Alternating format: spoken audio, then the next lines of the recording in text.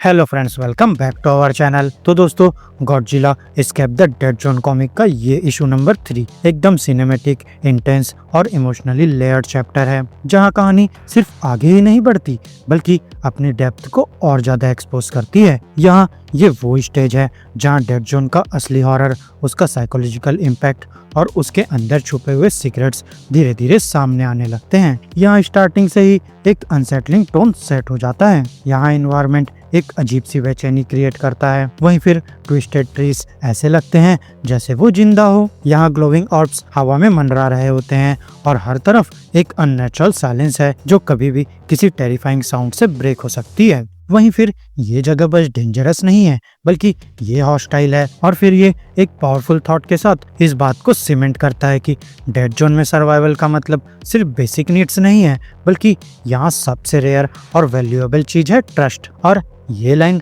पूरे इशू का emotional core बन जाती है। अब यहाँ कहानी स्टार्ट होती है और हम देखते हैं ग्रुप के सेंटर में एक रग्ड मस्कुलर आदमी है जो लीडर जैसा लगता है, लेकिन यहाँ उसकी बॉडी लैंग्वेज कॉन्फिडेंस से ज्यादा बर्डन और रिस्पॉन्सिबिलिटी दिखाती है। वहीं फिर उसके साथ एक लड़की और एक साथी है और तीनों के एक्सप्रेशंस क्लियरली शो करते हैं कि ये लोग अंदर से हिल चुके हैं। यहाँ ये सिर्फ एक फिजिकल जर्नी नहीं है बल्कि ये मेंटल और इमोशनल एंड्योरेंस का टेस्ट है। और फिर उनके आसपास जो क्रिएचर्स हैं, उनकी ग्लोविंग आइज डार्कनेस के बीच एक कांस्टेंट थ्रेड बनकर चमकती रहती है और उनकी हिसिंग साउंड्स एक ऐसा बैकग्राउंड स्कोर क्रिएट करती है जो कभी रुकता ही नहीं। वहीं फिर डायलॉग के थ्रू ये क्लियर हो जाता है कि अनसर्टेनिटी उन्हें तोड़ रही है। यहाँ हर कैरेक्टर रेजोरेंस चाहता है लेकिन किसी के पास आंसर्स नहीं है, और ये हेल्पलेसनेस ही डेड जोन का सबसे बड़ा वेपन है। तभी एक सडन और इम्पैक्टफुल मोमेंट तब आता है जब दो कैरेक्टर्स गिर जाते हैं और फिर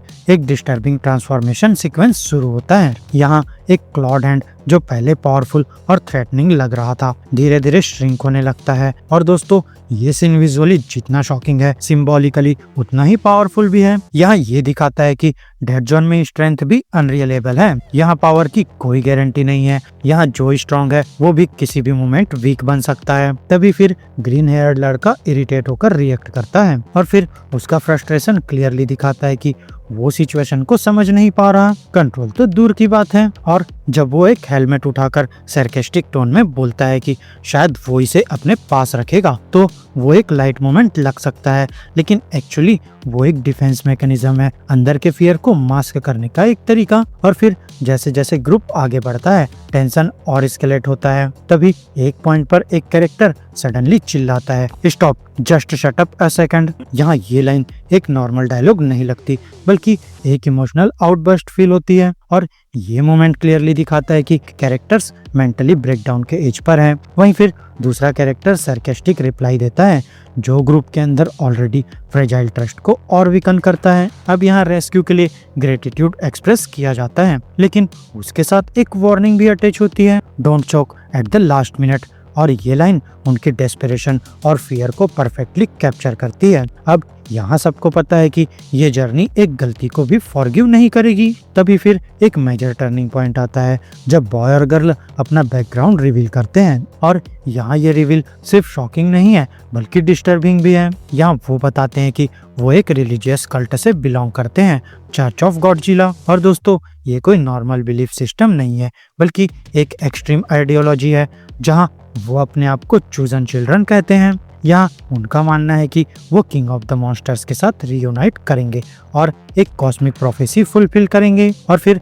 सबसे डिस्टर्बिंग पार्ट ये है कि उनका मिशन सिर्फ सर्वाइवल नहीं बल्कि ह्यूमैनिटी की डिस्ट्रक्शन से लिंक्ड है। और फिर वो अपने आप को एंटी मसाया की तरह प्रेजेंट करते हैं, प्राउड और कॉन्फिडेंट। और दोस्तों, ये मोमेंट थर्ड कैरेक्टर के लिए एक शॉक बन जाता है, क्योंकि अब उसे रियलाइज होता है कि ये सिर्फ सर्वाइवर्स नहीं है बल्कि ये एक डेंजरस एजेंडा लेकर चल रहे हैं। अब यहाँ एटमॉस्फेयर फिर शिफ्ट होता है जब ग्रुप एक डार्क कैवर्न में एंटर करता है। यहाँ साइलेंस इतनी हैवी है कि हर छोटी मूवमेंट एम्पलीफाई हो जाती है। तभी सडनली एक वार्निंग मिलती है कि मूव मत करो, और ये मोमेंट प्योर हॉरर का है। यहाँ कैरेक्टर्स का एक्सप्रेशन में फियर और अर्जेंसी दोनों क्लियरली विजिबल है। फिर एक इरी ब्लू ह्यू के साथ एक कैरेक्टर ग्राउंड से इमर्ज करता है और सीन एक अजीब ऑकवर्डनेस के साथ मिक्स हो जाता है, लेकिन असली हॉरर तो तब रिवील होता है जब एक मॉन्स्टरस क्रिएचर जमीन तोड़कर बाहर आता है। यहाँ उसकी एंट्री साउंड इफेक्ट के साथ इतनी पावरफुल है कि पूरा इन्वायरमेंट शेक होता फील होता है, और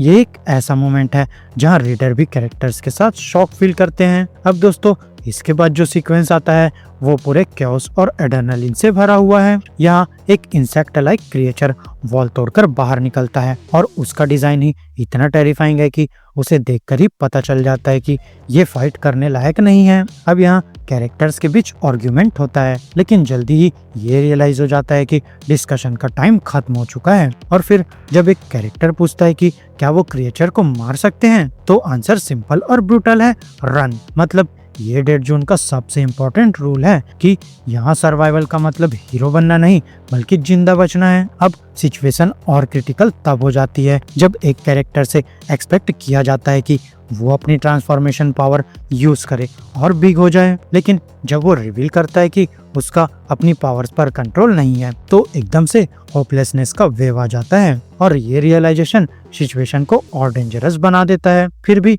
वो पार्शियल ट्रांसफॉर्मेशन के साथ क्रिएचर का सामना करता है। दोस्तों ये एक हीरोइक मोमेंट है, लेकिन साथ ही ट्रेजिक भी, क्योंकि ये एक डेस्परेट अटेम्प्ट है जिसमें सक्सेस की कोई गारंटी नहीं है। अब यहाँ स्टोरी का इमोशनल डेप्थ तब हाईलाइट होता है जब वॉन्डरर नाम का कैरेक्टर दो बच्चों रंट और ग्लास ईटर को प्रोटेक्ट करने के लिए एक मॉन्स्टरस स्पाइडर लाइक क्रिएचर से फाइट करता है। यहाँ ये फाइट सिर्फ एक्शन नहीं है बल्कि एक इमोशनल टर्निंग पॉइंट है। यहाँ बच्चे उसकी ब्रेवरी देखकर कंफ्यूज्ड हो जाते हैं, वहीं पर उनका पास्ट इतना हार्श रहा है कि उन्हें बिलीव करना मुश्किल लगता है कि कोई उनके लिए जेन्युइनली केयर कर सकता है। अब वॉन्डरर खुद भी कंफ्यूज्ड है।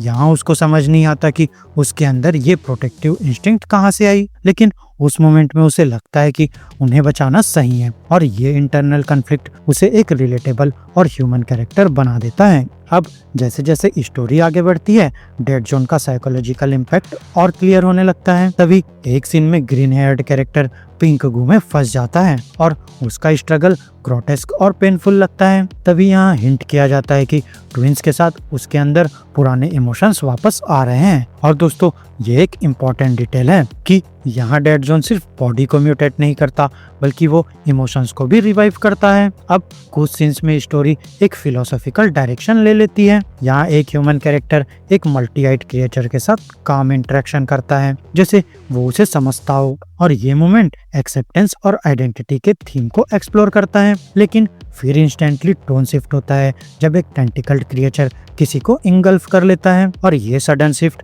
स्टोरी को अनप्रेडिक्टेबल बनाता है। दोस्तों यहाँ बीच बीच में थोड़ा ह्यूमर भी इंट्रोड्यूस होता है, जैसे जब कैरेक्टर्स स्पाइडर लाइक क्रिएचर पर राइड करते हैं या जब फूड डिस्कशन कुमोंगा मीट तक पहुंचता है। लेकिन ये ह्यूमर भी एक कॉपिंग मैकेनिज्म है जो टेंशन को टेम्पररी मास्क करता है। वहीं फिर कैंप फायर सीन्स में स्टोरी का इंट्रोस्पेक्टिव साइड इमर्ज होता है। यहाँ कैरेक्टर्स अपनी आइडेंटिटी, अपने पास्ट और अपने नेम्स डिस्कस करते हैं। वहीं रंट और ग्लास ईटर के निकनेम्स उनकी इंडिविजुअलिटी का सिंबल बन जाते हैं। यहाँ उनका पास्ट टॉक्सिक था और अब वो अपनी आइडेंटिटी खुद डिफाइन कर रहे हैं, और ये मोमेंट्स स्टोरी को इमोशनल ग्राउंडिंग देते हैं। अब दोस्तों फाइनल मोमेंट्स में स्टोरी का स्केल सडनली ग्रैंड हो जाता है जब गॉडजिला का अपीयरेंस होता है।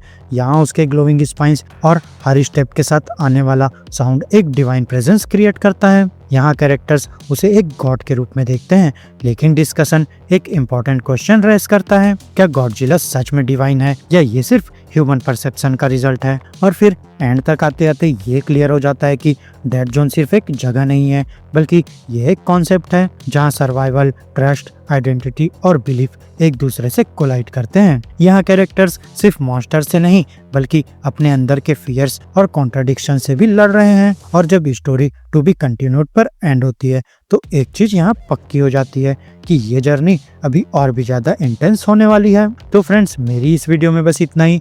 आपको हमारी ये वीडियो कैसी लगी अपने थॉट्स कमेंट बॉक्स में शेयर कर सकते हैं, और अगर ये वीडियो अच्छी लगी हो तो वीडियो को लाइक करो, चैनल को सब्सक्राइब करो, और ऐसे ही लेटेस्ट कंटेंट के लिए बेल आइकन जरूर प्रेस कर लो। साथ ही वीडियो को हाइप करना मत भूलना। तो अब मैं मिलूंगा आपसे अपनी नेक्स्ट वीडियो में, तब तक के लिए स्टे गीकी, स्टे देसी दोस्तों।